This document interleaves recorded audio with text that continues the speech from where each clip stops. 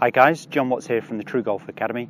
You've joined me at Drayton Park Golf Club, and what I want to cover on this lovely sunny day is the greenside lob shot. So I've short-sided myself. I've found myself about a 15-yard shot, but I've got to fly it about 13, 14 of those yards. So the pin's cut, as you can see there, just over the edge of the bunker. The good news is I'm in the semi-rough, so the ball is actually, there is a real consistent level of rough and there is some grass under the ball. This shot, the lob shot, is pretty tricky when it's hard, firm ground conditions. So if I was further forwards and it's starting to get a little dry just around some of the greens here where we're actually having a bit of nice weather, that would be a much harder time to try and play a lob shot. And actually I wouldn't dream of really opening the club face from there. I'd play that as more of a standard pitch shot and try and leave myself past that pin but on the green, so I'm putting for my par. So this time I have got enough grass under the ball, so that's the first thing you need to check when you get to your golf ball, is there enough grass underneath the ball to slide the club underneath. There has to be a little bit of grass there. If it's a really hard, tight lie, then you really need to think about chipping or pitching rather than lobbing. So a lob shot is going to be something very high flighted. It's going to hopefully come down and stop very, very quickly. So there's a few things I need to do. The first one is choose my maximum loft club. 58 degrees I've got here, but I'm actually going to be increasing that. So what I'm going to be doing is opening the club face, okay, and I'm going to be opening the club face before I grip it. And I really want to try and get all the loft, all the club face pointing straight up towards the sky, which means I've probably got closer to 80, 85 degrees aloft by the time I've really opened this club face up. So I'm going to open the club before gripping it. There's one other thing I want to touch on with the grip, and it's the position of your right hand for a right-handed golfer.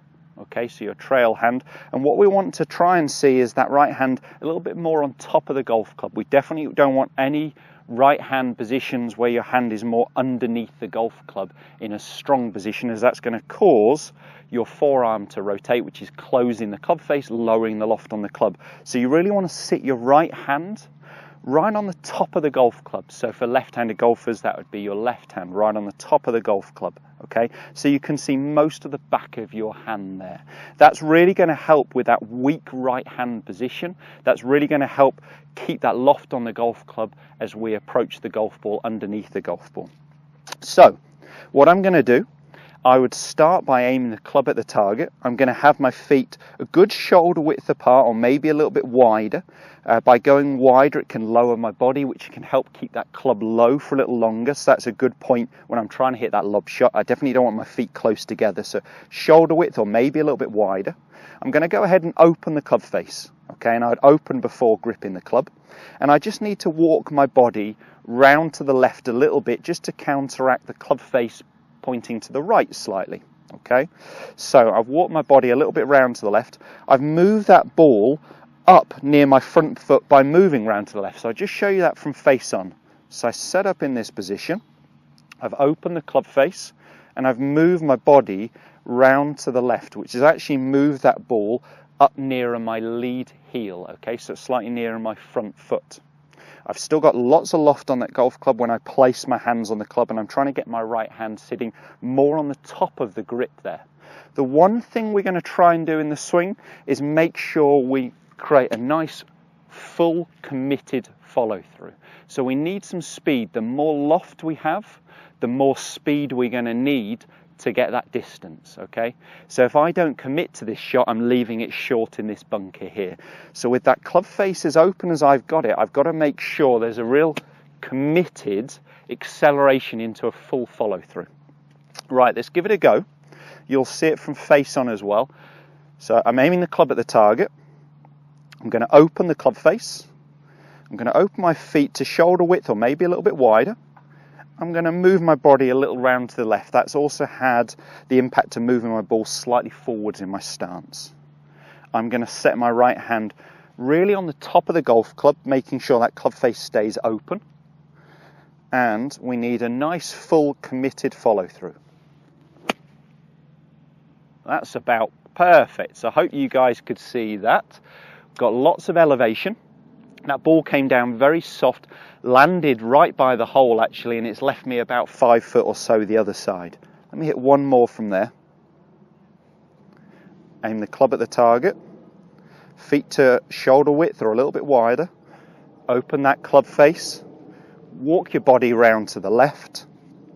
Make sure you put your right hand more on the top of the golf club, keeping that club face open, and I need a nice, full, committed follow through.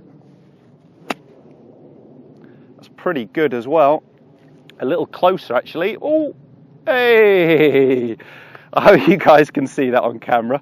That was honestly first take, so I've hit the first ball about 4 foot past, and the second shot there has just dived into the hole, so spot on. I'd be very, very happy with that.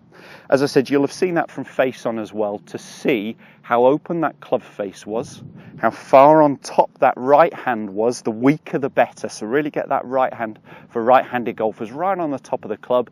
And what you'll have seen there on the video is a nice full committed finish position. There's no point in stopping on it, okay? If you don't feel comfortable with this shot, then make sure you're pitching and just trying to leave yourself a putt.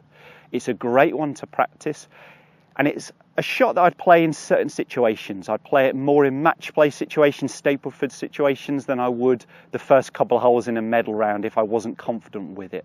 So make sure you've practiced it. Think about the risk and reward part of it, to what situation you're going to play that in. But I hope that video's helped answer a few questions on the lob shots.